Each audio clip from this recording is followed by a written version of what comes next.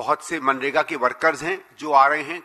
करीबन 300-400 के करीब लोग स्वतः अपने आप चाहते थे कि आकर मिलें, एक दूसरे से बात करें और खुद वो अपने संघर्ष की रणनीति आगे के लिए तय करें।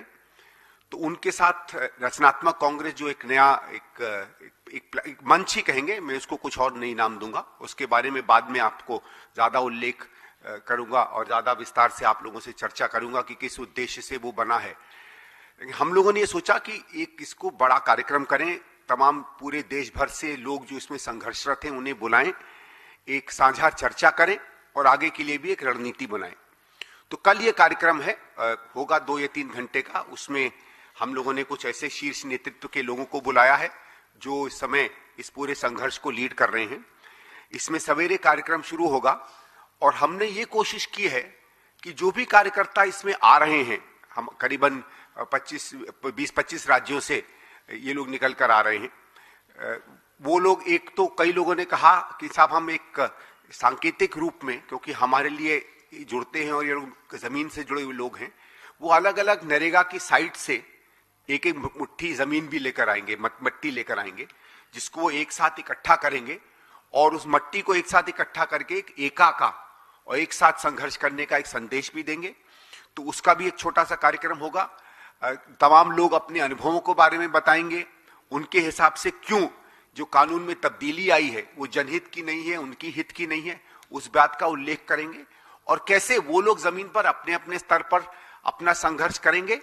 और हम लोग रचनात्मक कांग्रेस के रूप में भी तमाम जो राजनीतिक दल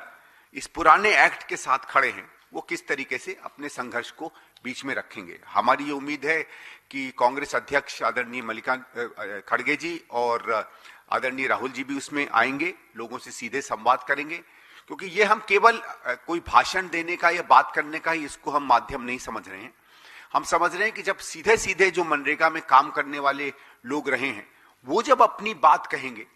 तो उससे हमारी भी कुछ समझ बढ़ेगी, इससे और उनको क्या दिक्कतें आने वाली हैं वो भी समझ बढ़ेगी। कुछ हमारे राज्यों के रूरल डेवलपमेंट के या बाकी मंत्री लोग जो एकदम यकायक एक नया बोझ राज्य सरकारों पे देख रहे हैं वो भी अपनी बात आकर कहेंगे। जो लोग इस नई प्रक्रिया के साथ सम्मिलित रहे, कुछ ऐसे सांसद जो कमिटियों में रहे जब ये कानून बदला गया, वो अपनी बात बताएंगे कि सरकार का क्या मत था, उन्होंने किस तरीके से जनहित की और वर्कर्स की बात सामने रखी। तो एक समझ लीजिए 2 या 3 घंटे में ये पूरा जो प्रक्रिया हुई है जिसमें मनरेगा का एक एक्ट बदला गया है उसमें क्या सार निकल कर आया, क्या भारतीय जनता पार्टी की इसमें मंशाएं रही, क्यों एक ऐसा कार्यक्रम जो अधिकार पर आधारित था उसको अब सरकार की तरफ से एक रहम और राहत कार्य जो सीधे सीधे वोट से संबंधित होता है उस पर तब्दील क्यों नरेंद्र मोदी जी की सरकार ने की है, क्यों उन राज्यों पर जिनके ऊपर ऐसे भी हजारों करोड़ों का बोझ है, आज कोई राज्य सरकार नहीं है जो बहुत बड़े घाटे में नहीं चल रही है, उस पर अतिरिक्त बोझ क्यों डाला गया है। वही भारत सरकार जो एक समय में कहती थी कि नरेगा की जरूरत तक नहीं है और जो कहती थी कि हमारे अंदर में रोजगार स्थापित हुआ है, ये सवाल उनसे भी बनता है कि अगर इस देश में रोजगार का सृजन हो गया होता तो आपको 100 से 125 दिन करने की भी क्या जरूरत थी। कभी तो ये भी सवाल हमको मोदी जी से पूछना चाहिए ना